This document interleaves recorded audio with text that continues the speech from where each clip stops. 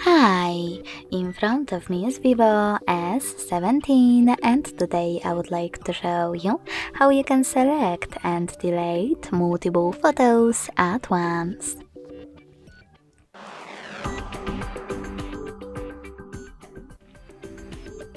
First of all, open Albums app and look for your photos that you wish to delete. When you find them, hold the chosen one and then click on those three dots at the top right corner. Now tap on Select All at the top.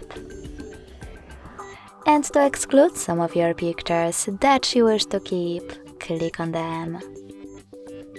To get rid of the rest, use this bin next to three dots and confirm your choice in the pop-up.